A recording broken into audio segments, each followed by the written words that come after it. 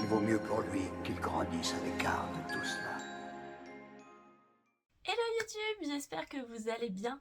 On se retrouve dans une nouvelle vidéo qui va être certainement un peu brouillon parce qu'on va aborder plusieurs sujets ensemble.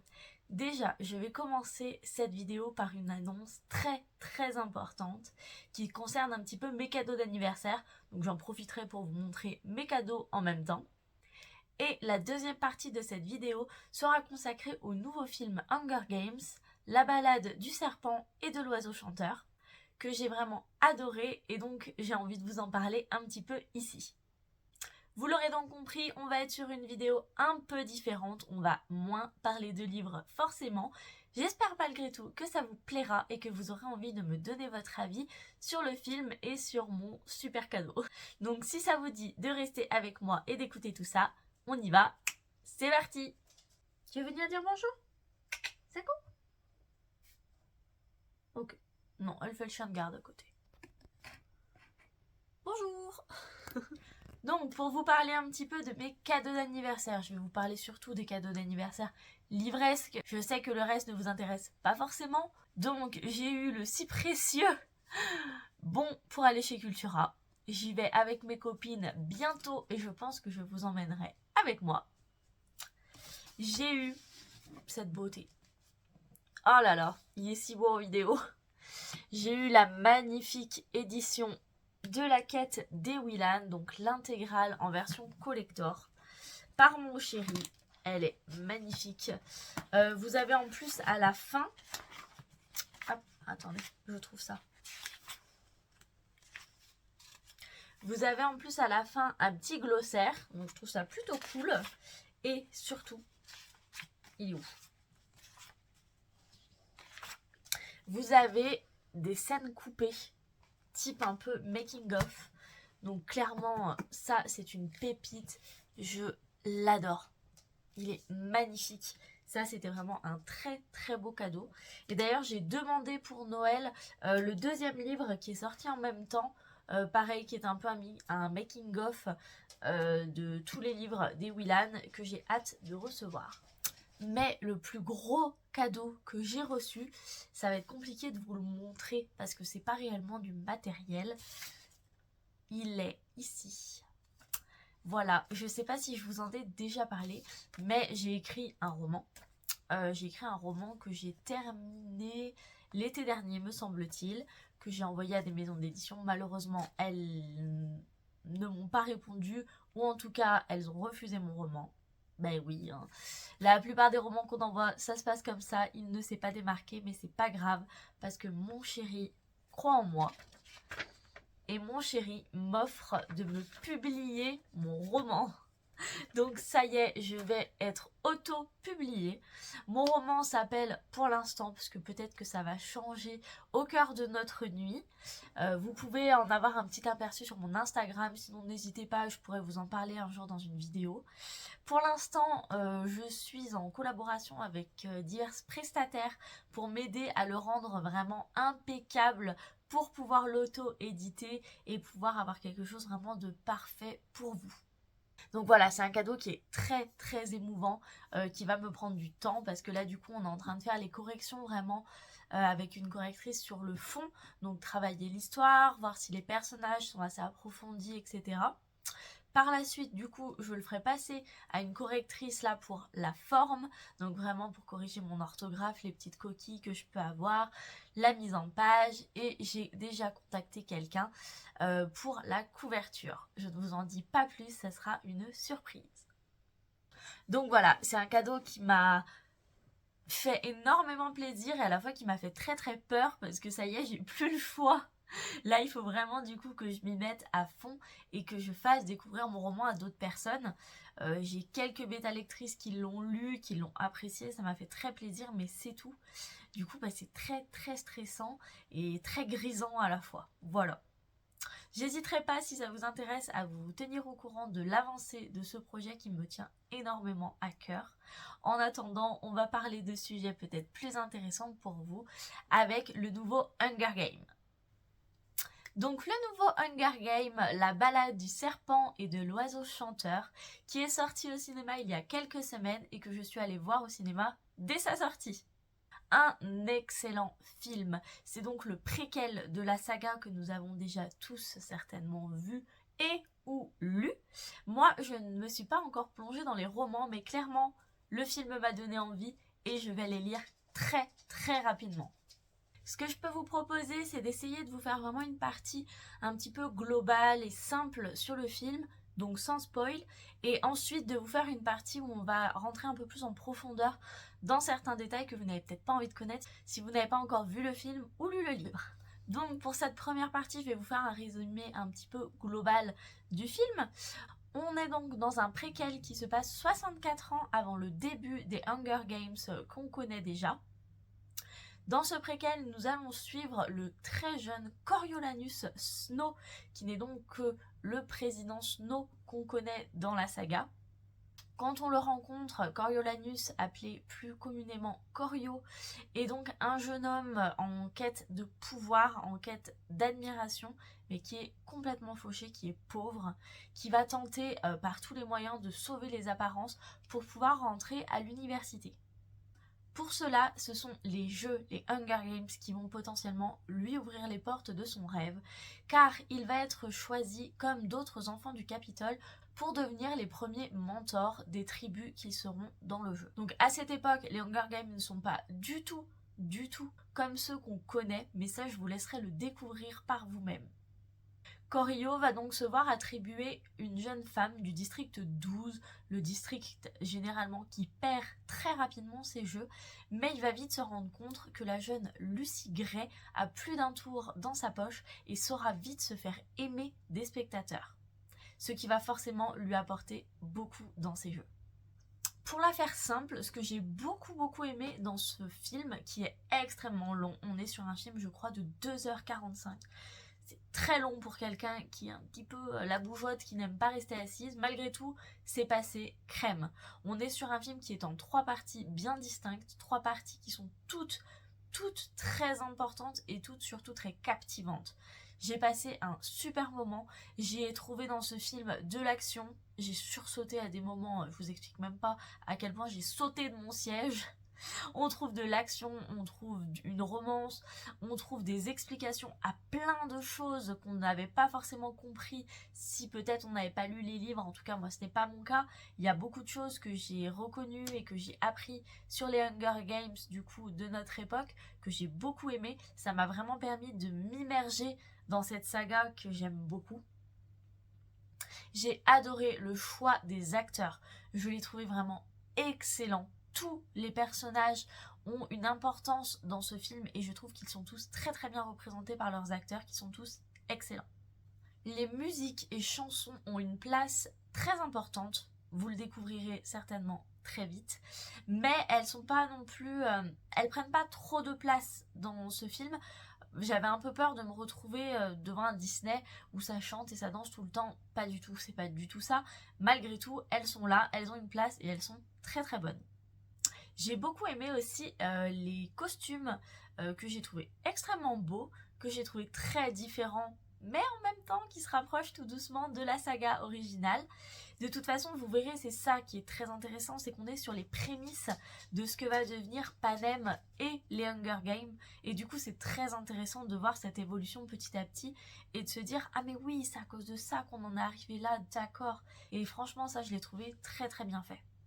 Pour les petits points négatifs, parce qu'il y en a, le film reste long. Et pourtant, je pense qu'il y a des petites parties qui auraient pu être encore plus longues, en tout cas, être un peu plus étoffées. La 3e partie, par exemple, c'est vraiment la partie un petit peu finale. Je l'ai trouvé un poil trop rapide. Et il y a des choses que j'ai eu un petit peu de mal à comprendre. Pas beaucoup, et je peux pas vous en parler sous peine vraiment de vous faire des très gros spoilers. Mais voilà, il y a des moments où j'étais pas tout à fait sûre de moi.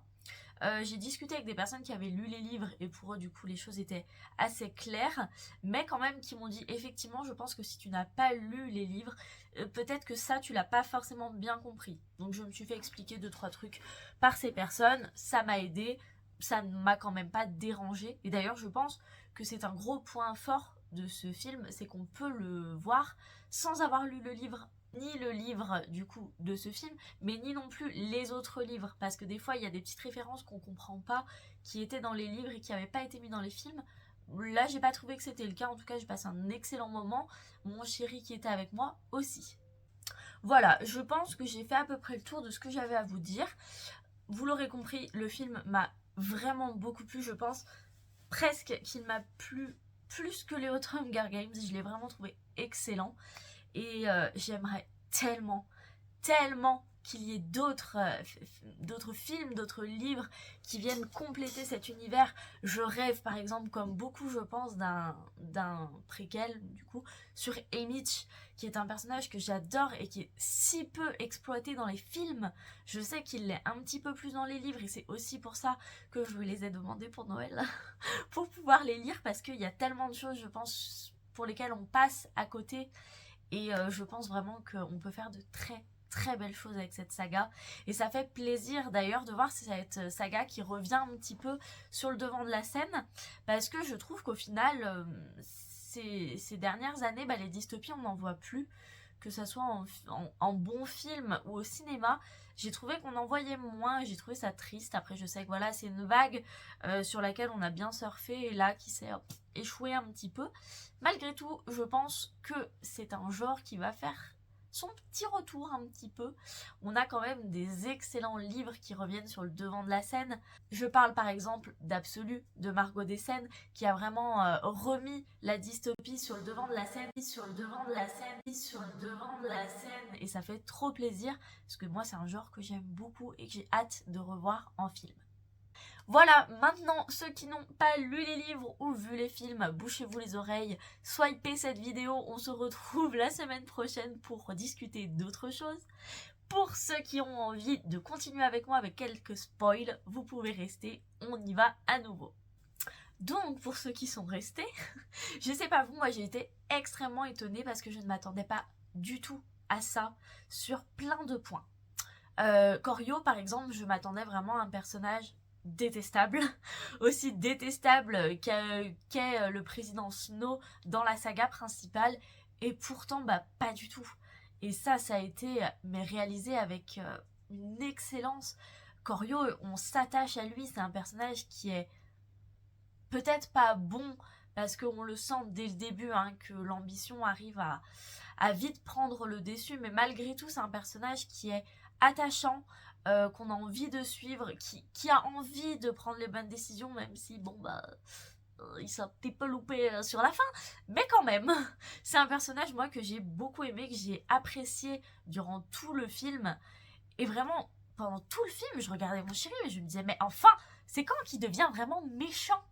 Et ça par contre c'est un point que j'ai trouvé un peu rapide. On voit effectivement son évolution au cours du film, mais le moment vraiment où il switch dans sa tête, où ça part complètement en couille, je l'ai trouvé trop rapide. Et j'étais pas sûre d'avoir tout compris. J'étais pas sûre que Lucy Gray ait réellement eu cette intention de le trahir et que c'était pour ça qu'il voulait la tuer, ou si c'était juste un délire un peu paranoïaque qui se passait dans sa tête. Peut-être qu'en fait c'est laissé aussi à notre propre appréciation, comme cette fin quand même un petit peu ouverte qu'on a. Moi j'aurais préféré vraiment un truc un peu plus carré. Il n'empêche que c'est un personnage qui est vraiment très très bon, et c'est aussi pour ça que je veux lire les livres, parce que je pense qu'on va avoir encore plus de profondeur et qu'il y a encore des choses à découvrir sur lui. En ce qui concerne d'ailleurs Lucy Gray, pareil, je ne m'attendais pas du tout à ce type d'héroïne, même avec du coup la bande-annonce que j'ai vue plusieurs fois. Je m'attendais pas du tout à ça, je m'attendais à une héroïne très badass, un peu la Katniss forcément, alors que pas du tout. Lucy Gray, elle est pleine de douceur, elle est rayonnante, elle est gentille, et son point fort vraiment qui est complètement l'opposé de Katniss, c'est sa capacité à se faire aimer par les gens et par le public. Et du coup j'ai trouvé ça trop cool d'avoir vraiment cette différence entre les deux héroïnes. Vous allez avoir un petit peu Pumpkin pendant un moment parce qu'elle veut un câlin. Et elle m'embête, et elle fait du bruit, je peux pas tourner si elle est pas là. Donc vous aurez un peu peur. Oui, c'est de toi qu'on parle.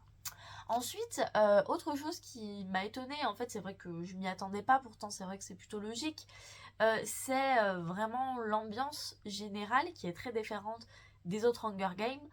C'était Panem qui n'est pas du tout le même, qui n'est pas du tout à ce niveau de richesse, de démonstration, bah oui, de montrer son argent, etc.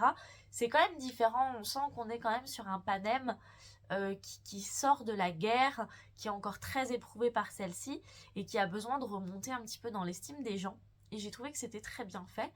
Et du coup, on en arrive aux jeux qui sont eux aussi complètement différents.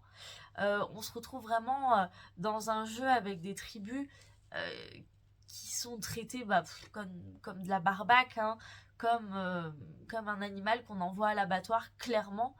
On est vraiment voilà sur un jeu où l'intérêt c'est de se taper dessus, de se tuer le plus vite possible. On n'est pas sur des jeux dans lesquels on met beaucoup d'argent. On est sur une arène qui est toute petite, qui est vraiment une arène toute simple où on peut pas faire grand chose à part se taper dessus. Il n'y a pas la technologie qu'on retrouve dans les autres Hunger Games. Et du coup bah ouais j'ai trouvé ça très intéressant. Et j'ai trouvé du coup que oui merci et j'ai trouvé du coup que voir comment les Hunger Games qu'on connaît sont devenus ce qu'on connaît, très intéressant. D'avoir du coup les prémices de ce mentorat qui se met en place, le prémisse du coup des spectateurs, des cadeaux. J'ai trouvé ça vraiment trop bon. D'ailleurs, j'y pense, on en parle de cette scène où Coriolanus envoie du coup un cadeau de l'eau à Lucy Gray et que la scène part complètement en couille avec tous les drones. Je l'ai trouvé extraordinaire. J'ai beaucoup aimé aussi le nombre de références qui ont été placées par rapport à la saga originale. Alors on peut parler de certains personnages qui reviennent, tels que le personnage de Tigris, qui m'a tout de suite fait tilt et j'ai trouvé ça dingue, parce que ça reste un personnage très secondaire dans la saga principale. De l'avoir arrivé ici avec une telle importance, j'ai trouvé ça génial. Et pareil, de voir son évolution dans la façon dont elle voit son cousin, et ben j'ai trouvé ça très cool.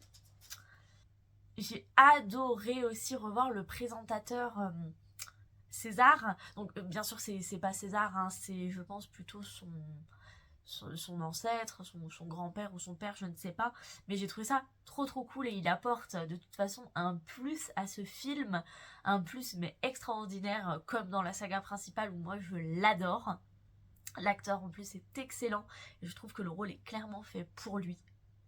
On a pareil d'autres petites références qui sont très nettes, telles que la chanson du pendu. Quand j'ai découvert cette chanson, vraiment, je me suis pris une claque dans la gueule et je me suis dit, mais bien sûr, mais waouh, ça devait être une telle horreur pour le président Snow d'entendre Katniss chanter cette chanson, vu ce qu'elle représente pour lui. Quand je me suis refait, bien sûr, en rentrant chez moi, je me suis refait toute la saga. Et franchement, on voit d'un autre œil du coup les moments avec cette chanson et la saga en termes général. De même que d'entendre le nom de Katniss dans cette patate des marais, et bah j'ai trouvé ça pareil très intéressant. Et pareil, je me suis dit que le président Snow, quand il a dû entendre le nom de cette nouvelle tribu, et bah j'espère pour lui qu'il était bien assis parce qu'il a dû être sacrément chamboulé.